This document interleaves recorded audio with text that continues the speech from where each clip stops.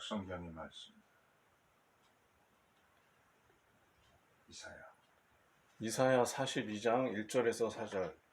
내가 붙드는 나의 종, 내 마음에 기뻐하는 자, 곧 내가 택한 사람을 보라. 내가 나의 영을 그에게 주었은즉 그가 이방에 정의를 베풀리라. 그는 외치지 아니하며 목소리를 높이지 아니하며 그 소리를 거리에 들리게 하지 아니하며 상한 갈대를 꺾지 아니하며 꺼져가는 등불을 끄지 아니하고 진실로 정의를 시행할 것이며 그는 쇠하지 아니하며 낙담하지 아니하고 세상에 정의를 세우기에 이르리니 섬들이 그 교훈을 앙망하리라. 이것은 주님의 말씀입니다. 하나님 감사합니다. 아멘.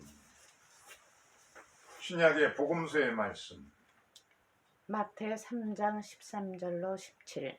이때 예수께서 갈릴리로부터 요단강에 이르러 요한에게 세례를 받으려 하시니 요한이 말려 이르되 내가 당신에게서 세례를 받아야 할 터인데 당신이 내게로 오시나이까. 예수께서 대답하여 이르시되 이제 허락하라. 우리가 이와 같이 하여 모든 의를 이루는 것이 합당하니라 하시니 이에 요한이 허락하는지라. 예수께서 세례를 받으시고 곧 물에서 올라오실새 하늘이 열리고 하나님의 성령이 비둘기같이 내려 자기 위에 임하심을 보시더니 하늘로부터 소리가 있어 말씀하시되 이는 내 사랑하는 아들이요 내 기뻐하는 자라 하시니라. 이것은 주님의 말씀입니다. 하나님 감사합니다. 아멘. 여러분들은 예수님의 세례에 대해서 우리들도 전부 세례받고 크리스찬이 되었는데 이 세례에 대한 말씀을 가지고 오늘 합니다. 오늘 성경에 보면은 복음서의 말씀에 이때에 세례 요한이 광야에서 세례를 베푸니까 요단강에서 세례를 베풀었죠. 광야의 사람 세례 요한입니다. 그 광야에 수많은 사람들 인파가 몰려들어서 세례를 베풀 때 바로 그때 이때에 예수께서도 세례를 받으셨다고 말하고 있는데 이때 토테라는 단어는 역사적인 현재를 강조하는 구약의 표현 방식입니다. 구약성에 보면 이런 이때에라는 단어들이 나오는데 예를 들어서 이사야서 30장 1절에 보면은 히스기야 왕 때에 아수르 군대가 쳐들어왔죠. 그런데 이스라엘 나라에는 그 대비할 군대력이 없었습니다. 그래서 하나님께 간절히 기도했더니 하나님이 하룻밤 사이에 천사를 보내서 18만 5천 명의 아수르 군대가 시리아 군대가 아람에 다 죽어 시체로 변했습니다. 이런 사건이 있고 바로 그때에 이때에라는 겁니다. 히스기야가 병들어서 죽게 되었다 하는 그런 하나의 참 상황에 변환되는 이어져 앞과 뒤가 연결되는 그런 바로 그때를 강조하고 있습니다. 오늘의 이제 이때는 언제냐? 디베리오 가이사가 재위 15년 되던 때 주 28년입니다. 예수님의 나이가 30세 되던 때입니다. 요 성경에서 30이라는 숫자, 30이라는 나이는 중요합니다. 제사장이 공식적으로 직무를 수행할 수 있는 나이가 30세입니다. 그리고 30세의 다윗도 헤브론에서 정식 왕으로서 등극을 했습니다. 이렇게 30세가 공적으로 무슨 일을 수행하는 나이인데 영원한 제사장이요 또 영원한 왕이시고 메시아이신 예수께서 직무를 수행할 나이 바로 그 30세가 되는 때에라는 것을 강조해 주고 있습니다. 바로 이때는 세례 요한의 인기가 절정에 달하여서 수많은 인파가 예루살렘과 유다 그리고 갈릴리 지역 외국에서까지 시리아 지역에서까지도 와서 회개하고 세례를 받는 절정의 인기가 도달하였던 그런 때입니다. 그런 때 예수께서 나가서 이제 세례를 받았습니다. 두 번째 강조점은 메시아의 앞길을 예비하는 광야의 사람, 세례 요한에게 세례를 받았다. 그런 것을 강조해 주었습니다. 세례 요한은 자기에게 세례를 받으러 오는 예수님을 알아봤습니다. 하나님의 세상 죄를 지고 가시는 하나님의 어린 양께서 자기에게 세례를 받으러 오니까 한사코 예수께 세례 베풀기를 반대했습니다. 거부했어요. 그 예수님의 신발끈 풀기도 감당치 못할 나이인데 어떻게 내가 예수님께 세례를 베풀겠습니까? 하고 반대했고, 또 예수께 세례를 받아야 될 그런 처지에 있는 사람이 오히려 세례 요한이 예수님께 세례를 받아야 할 처지에 있다. 그렇게 하면서 반대했죠. 나는 물로 세례 주지만 예수님은 물과 성령으로 세례를 주실 그런 분이다. 이렇게 하면서 한사코 예수님께 세례 베풀기를 거부했습니다. 그럼 예수님께서는 이제 그 당연하게 광야의 선구자로서 이제 메시아의 길을 예비한 자이니 내가 세례 받아야 하는 것이 합당하다. 의를 이루도록 해라. 그래서 마지못해서 세례 요한에 세례를 베풀었다라고 말하고 있습니다. 예수님은 세례 요한에게 세례를 만약에 준다고 그러면 세례 요한이 제가 예수님께 세례를 받아야 하나님의 세상 죄를 지고 가시는 하나님의 어린 양에게 세례를 받아야 할 입장입니다.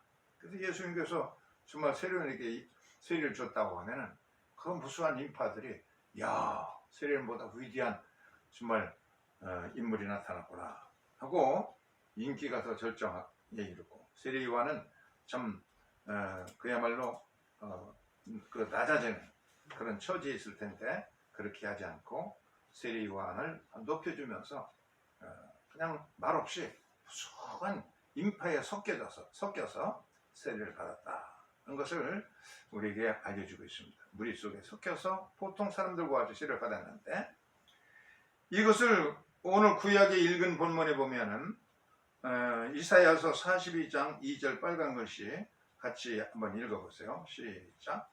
외치지 아니하고 목소리를 높이지 아니하며 상한 갈대를 꺾지 아니하며 꺼져가는 등불을 끄지 않으며. 예. 꺼져가는 등불도 끄지 않고 상한 갈대를 꺾지 않고. 예수님의 성품이 고함치거나 외치거나 그냥 막 그 웅변적인 그 정치인들이 그냥 자기를 선전하기 위해서 그냥 내가 이렇게 하겠습니다. 그렇게 설치지 않고 고함치지 않고 밖에 소리가 들리지 않게 그렇게 조용조용히 말씀하시 온유한 성품을 가진 예수님은 상한 갈대도 꺾지 않고 꺼져가는 심지도 끄지 않은 분이다 라고 예수님의 성품에 대해서 말하고 있어요. 이명수 목사라는 분이 계시는데 영락교회에서 목회하다가 원로 목사가로서 이제 은퇴하게 됐습니다. 그래서 미국에 가서 프린스턴 대학에 가서 이제 도서관에서 날마다 책을 읽으면서 시간을 보내고 있는데, 한 번은 성경을 읽다가 마태복음 12장 20절에 읽다가 그냥 자기도 모르게 감동을 받아가 책상을 탁 쳤습니다. 그랬더니 거기에 있던 사람들이, 좀 주변 사람들이, 미국 사람들이 전부 깜짝 놀래가지고 일어나서 자기를 주목하여 보더라는 겁니다. 그 기절이 뭐냐? 한번 빨간 글씨 읽어보세요. 마태복음 12장 20절의 말씀. 이명수 목사님이 읽었던 그 말씀은 그 빨간 글씨만 하는 상한 갈대를 꺾지 않으며 꺼져가는 심지를 끄지 아니하기를. 이 말씀 읽으면서 너무 감동스러워서 자기도 모르게 그냥 책상을 탁 쳤다는 거예요. 감동스러워. 그러니까 미국인 그 도서관에 있던 사람들이 전부 그냥 일어나서 도대체 웬일인가 쳐다보더라고요. 그만큼 이 말씀에 감동을 받았다는 거예요. 예수님께서 상한 갈대, 이제 더 이상 어떻게 갈대굿이 못할 거 아니에요? 그런데 그걸 꺾지 않고 이렇게 보살펴서 잘 붕대로 묶어가지고 이 갈대가 살도록 그렇게 해주시고, 또 꺼져가는 심지, 다 가물가물해서 연기만 나오면 등잔, 옛날 우리가 중학교 때까지 시골에 살 때에 이런 등잔에다가 심지를 박아가지고 속에다가 이제 석유 기름을 넣고 불을 붙여가지고 그 밑에서 시험 공부를 하고 중간고사 시험 공부하고 기말고사 시험 공부 그러면 아침에서 학생들 코가 전부 새까맣고 끓음을 맡아가지고 코가 새까맣고 졸다가 머리도 꼬슬리고 그랬던 추억이 있어요.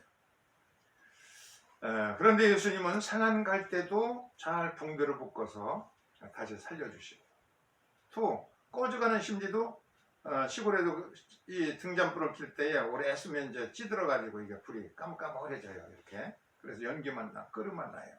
그러면은 그것을 심지를 북돋아주고 그리고 끓음을 이제 긁어내면은 다시 확 타오르게 됩니다. 이렇게 꺼져가는 심지도 끄지 않고 보신다고 그러면은 이 이명수 목사님 깨달은 것은 그렇다고 그러면 세상에 버림받을 자가 없구나. 강도일지라도 마지막에 회개하면 천국에 들여보내시는 주님의 그런 꺼져가는 심지도 끄지 않고 상한 갈 때도 꺾지 않고 보살펴서 살려주시는 그런 분이라고 그러면 세상에 버림받을 자가 없구나. 너무 감동받아가지고 이 양반이 모세골이라는 영성 공동체를 만들었어요. 그래서 여생을 더 깊이 기도하시면서 수도 생활을 하시는 분이 되셨습니다. 하나님은 이렇게 예수 그리스도의 성품은 이런 분이라. 이렇게 사람을 소중히 여기시는 분입니다. 한 심령도 그냥 죽어가는 심지 마치 그냥 이태원 참사에서 꺼져가는 죽은 사람도 그냥 심장 심호흡을 시켜가지고서는 다시 살려내는 119 구급대원들 같이 그렇게 살려낸다는 마음 죽어가는 사람들도 살려내는 그런 성품을 가지고 있다. 꺼져가는 심장도 다시 살려내시는 그런 주님의 심장. 이것이 인간을 그냥 끝까지 최후까지 온 심정을 다해서 살려내시는 분이 예수의 심정이다. 그 다음에 세 번째는 하늘의 사명을 얻었습니다. 하늘에서 소리가 들리기를 내 기뻐하는 자라 하는 음성을 예수님이 세례받을 때 들었습니다. 하늘에 그 천명을 들은 겁니다. 하나님이 기뻐하시는 자는 어떤 사람이겠어요? 하나님의 뜻에 순종하는 자입니다. 매사에 하늘 뜻에 순종하는 그런 자가 바로 메시아로 오신 예수의 사명입니다. 다시 이사야서 오늘 구약 성경의 본문의 마지막 부분에 보면 이사야서 42장 7절도 있는데 한번 빨간 글씨 읽어보세요. 시작. 내가 눈먼 자들의 눈을 밝히며 갇힌 자를 감옥에서 이끌어내며 흑암에 앉은 자를 감방에서 나오게 하리라. 예, 눈먼 사람 있죠. 영안이 어두운 사람이든지 육안이 어두운 사람이든지 참 눈이 가물가물하면 얼마나 불쌍해요. 그런 사람을 밝히 보게 해주시고 영왕도 밝게 해주시고 또 갇힌 자를 감옥에서 이끌어내서 해방시켜 주시고 흑암에 앉아있는 사람들을 그 감방에서 나오게 해주시고 밝은 세상으로 나오도록 인도하시는 분이 메시아의 사명이라는 겁니다. 이런 일을 위해서 예수께서 오셨어요. 예수님이 나사렛 해당에서 첫 번째 설교를 하는데 그 본문이 이사야서 61장 1절로 2절입니다. 이것을 예수께서 읽으셨어요. 그리고서 이 말씀이 오늘 너희에게 응했다 라고 하셨는데 이것도 한번 읽어보세요. 누가복음 4장 불쌍한 사람들에게 복음을, 포로에게 자유를, 눈먼 자를 다시 보게 하고 눌린 자를 자유롭게 하셨습니다. 버림받고 쓸모없는 자들을 존엄성을 높여주고 긍지를 가지고 살도록 선행을 부으셨습니다. 네, 그 뒷부분에 이제 조금 설명이 들어가 있는데 이렇게 불쌍한 가난한 사람들, 억눌린 사람들, 포로된 사람들, 감옥에 갇힌 사람들, 이 전부 이제 불쌍한 사람들입니다. 레미즈라블, 레는 그 정관사죠. 미저러블, 이건 불쌍하다. 불쌍한 사람들이 쭉 전부 나오는데 바로 예수님은 그 불쌍한 사람들을 높여주고 이렇게 문둥병자가 예수님께 달려오니까 다 제자들도 피하고 무리들도 다 물러왔었어요. 예수님은 그를 끌어안고 안수하기도 해주시고, 예수님에게 문둥병이 옮은 것이 아니라 예수님의 거룩함이 인해서 깨끗하게 낫게 해주시고, 예수님이 만나는 사람마다 이렇게 삭개오 같은 사람도 자선사역가로 변하게 하시고, 수가성의 우물가 여인 같은 사람도 변화돼서 복음을 전하게 해주시고, 맹인들도 시력을 되찾게 해주셔서 주님의 제자가 뒤에서 따라가게 해주시고, 이렇게 때를 자기에게 주어진 때를 갖다 변화시켜서 참 변화시키는 데 사용하시고, 이 불쌍한 사람들도 그들을 참 사명감을 가지고 인간답게 자존심을 가지고 살 수 있도록 그들의 존엄성을 높여주시고, 바로 그런 것을 하는 것이 바로 메시아의 사명이었고, 세례받은 예수님의 사명이었고, 또 세례받은 우리들의 사명이기도 하다는 사실을 우리가 알아야 됩니다. 여기서 톨스토이가 쓴 단편 소설 가운데 세 가지 질문이라는 그 작은 단편이 있어요. 거기 보면은 세 가지 질문은 이 세상에서 가장 소중한 시간은 언제인가? 이걸 알아야 그래야 임금으로서의 사명을 잘하겠다. 한 임금이 이런 세 가지 궁금증을 가지고 있었어요. 이 세상에서 가장 소중한 시간은 언젠가? 또 이 세상에서 가장 소중한 사람은 누구인가? 이 세상에서 가장 소중한 업무, 일이라는 것은 어떤 것인가? 이런 궁금증을 가지고서 전국에 방을 붙였습니다. 이 세 가지 질문에 대답하는 사람에게는 큰 상급을 내리겠다. 이렇게 방을 써붙이니까 임금님 앞에 많은 지혜로운 학자들, 대학교 교수들, 현인들 이런 사람들이 모여들고, 군대 장교들, 장군들 그런 사람들도 모여들어서 저마다 의사도 모여들이고 성직자도 모여가지고 저마다 자기 주장을 펴는, 이런 것이 가장 소중하고, 이렇게 자기 대답하는데 임금님에게는 시원하지 못합니다. 그래서 내가 직접 한번 알아봐야겠다 하고 그 나라에서 가장 유명한 숨어 사시는 은자 스타레치라고 하는 그 은자를 찾아서 나섰습니다. 그래서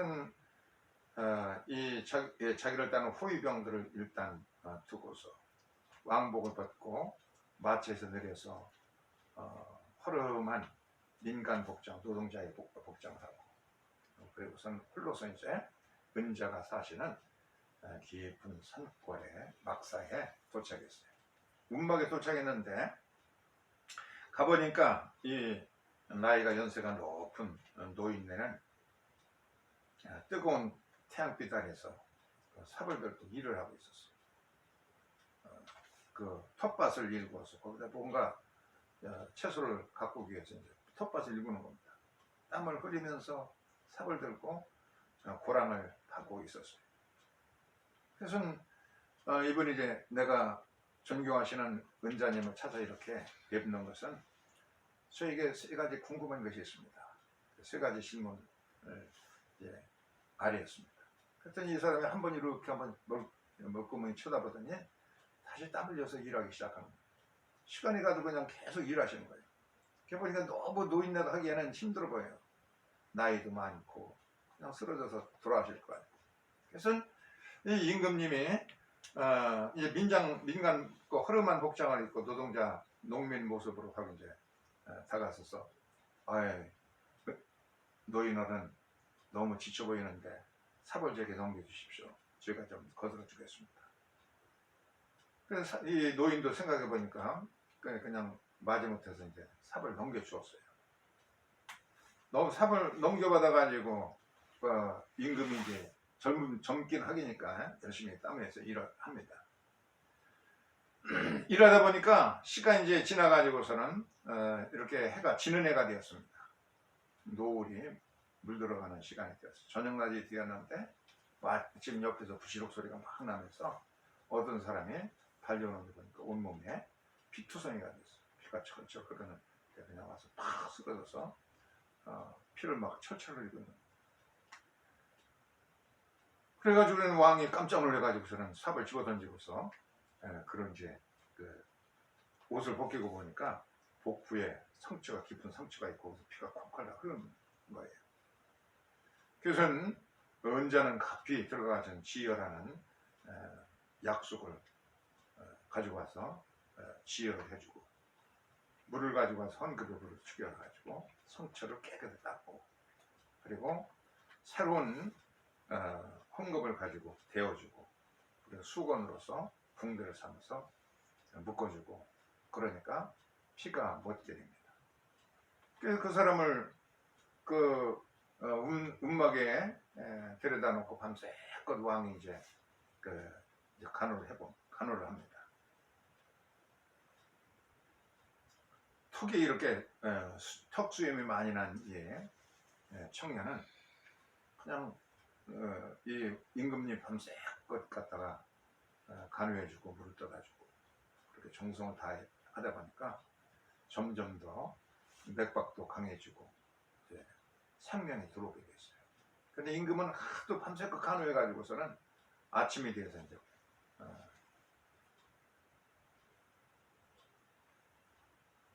아침이 되었는데 자기 이제 눈을 뜨는 거예요. 이 강도의 턱수염이 가득한 털보 청년이 이렇게 보더니 자기를 밤새껏 간호한 사람이 누구냐면 바로 자기가 죽이려고 했던 바로 임금인 겁니다. 아니 당신은 임금이 아닙니까? 그러면서 자기의 얘기를 하는 겁니다. 털보가 나는 왕의 원수입니다. 전에 왕에게 전쟁에서 패해가지고 왕이 이제 청년 시절에 전쟁에 나갔었는데 왕에게 이게 모든 걸 다 뺏기고 재산도 뺏겼다는 겁니다. 그래서 왕을 죽이려고 이렇게 숨어서 엿보다가 이렇게 은자를 만나러 간다는 소문을 듣고 숲에서 숨어 있다가 경호원에게 발각되어가지고 칼을 받아가지고 그냥 온갖 힘을 다해가지고 도망치다가 쓰러졌다는 겁니다. 그런데 왕께서 정성껏 나를 간호해서 살려주셨으니 내 목숨의 은인입니다. 내가 앞으로 평생 섬기겠습니다. 그러니까 왕께서 그런 과거가 있었느냐? 나는 전혀 모르고 있었다. 내가 뺏은 재산이 있다 그러면 전부 다 물려주고 보상을 해주겠다. 너를 용서해주마. 그러니까 이제 완전히 충성을 맹세하게 됐습니다. 그래서 이제 아침이 되어가지고서는 그 움막을 떠나게 되면서 다시 질문했어요. 은자님, 저에게 꼭 세 가지 질문을 대답해 주시오. 그러니까 이 은자가 이제 얘기하는 겁니다. 만약에 나의 대답을 받지 않고 그냥 그대가 기다리다가 떠났다 그러면 그 털보에게 칼에 맞아서 당신은 죽었을 겁니다. 근데 불쌍한 이 노인을 돌보면서 땀 흘려서 저녁까지 일했기 때문에 생명을 건질 수가 있었습니다. 그러니까 이 불쌍한 사람을 돕는 것 자체가 시간을 잘 보내는 것이고 그리고 이렇게 나에게 최선을 다한 것이 된 겁니다. 그리고 그 피 흘리고 죽어가는 사람 보면서 왕께서 그냥 헌신을 다해서 그 정성을 다해서 지혈을 해주고 붕대로 감아주고 밤새껏 이렇게 간호했기 때문에 그 사람을 살려서 원수가 그냥 은혜를 갚아야 될 그런 소중한 은인으로 그렇게 바뀌게 되었고 충성을 맹세하게 되었습니다. 그러니 임금께서는 이 세 가지의 질문을 스스로 대답을 찾은 것입니다. 노인께서 이미 임금께서는 세 가지 대답을 찾으셨습니다. 첫째는 가장 이 세상에서 중요한 때는 바로 지금입니다. 지금이야말로 내가 무언가 행동할 수 있는 때는 지금이라는 얘기예요. 과거 거는 이미 지난 거기 때문에 암만 후회도 소용없는 것이고 미래 거는 불투명한 것이고 그러나 현재는 가장 내가 성실하게 살 수 있는 시간은 현재라고 지금이라고 알려졌어요. 나에게 그렇게 나를 불쌍히 여겨가지고 땀을 일했기 때문에 당신의 목숨을 건지 바랍니다. 그리고 가장 중요한 사람은 지금 함께 있는 사람이다. 인간 관계를 개선할 수 있는 조류의 인물이 바로 선을 베풀 수 있는 사람이 앞에 있는 옆에 있는 사람이고, 또 가장 중요한 업무라는 것은 옆에 있는 사람에게 가장 선행을 베풀 수 있는 그것이 바로 중요한 임무다. 사람은 바로 섬기도록 세상에 보내심을 받았기 때문에 이 섬기는 선행을 이제 현재 지금 함께 있는 사람에게 해야 됩니다. 이 세 가지 진리를 가르쳐 줍니다. 이대로만 한다고 그러면 당신은 훌륭한 자비로운 임금으로 인정받을 것이라고 그렇게 말했습니다. 우리가 이제 세례받은 크리스찬이 되어서 예수님이 세례받은 것처럼 주님이 하신 것대로 해야 됩니다. 우리도 상한 갈대 같은 사람이 세상에 널리 있지 않습니까? 이태원 참사에서 꺼져가는 사람들, 그냥 상처받아가지고 뭐 그냥 이게 길 가다가 쓰러져 죽게 되었는데, 그런데도 거기서 그것을 보면서 그냥 달려가가지고서는 끄집어내가지고서는 인공호흡을 시키고 꺼져가는 심장을 다시 살려내고 그런 민간인들이 있었잖아요. 이렇게 상한 갈대 같은 그냥 이제 죽을 수밖에 없는 운명이 있는 가련한 꺼져가는 심장과 같은 그런 사람들 다시 그냥 호흡을 탈려서 되살려내는 그런 사람들과 같이 보살펴야 될 사명, 이것이 있다는 거예요. 뭐 이명수 목사님이 그 성경을 읽다가 그냥 도서관에 콱 그냥 치면서 예수께서 이렇게 상한 갈대도 꺾지 않고 꺼져가는 심지도 다시 복돋아 주셔서 살려주신다고 그러면 이 세상에 버려질 그런 쓰레기 같은 인간은 없구나. 그래서 영성원을 만들어 가지고서는 남은 생애를 불태우면서 이런 영성 훈련을 하고 계십니다. 상한 갈대도 꺾지 않고 꺼져가는 심장도 다시 살려내시는 그런 주님과 같은 사역을 이 세상에서, 여기 어렸을 때 이렇게 불이 가물가물하면은 심지를 이제 북돋아줘요. 그러면 다시 심지가 다시 잘 타오르고, 보세요. 가물가물하다가 심지를 북돋아주고 기름을 더 넣어주면은 확 타올라서 꺼져가는 심지도 다시 살아나서, 이게 바로 예수님의 심정이고 지상에 와서 하시는 일이시고, 이것을 계속해야 될 사람을 소중히 여기면서 버려진 사람들, 이런 상한 갈대 같은 사람, 꺼져가는 불씨 같은 것들, 심지 이런 것을 북돋아주고 되살려주고 기름을 넣어주고 그래야 될 사명이 우리에게, 세례받은 우리에게 있다는 것을 다시 한번 깨닫는 은총의 시간이 될 수 있게 주의 이름으로 축원합니다. 아멘. 203장 3절 4절을 보겠습니다. 헌금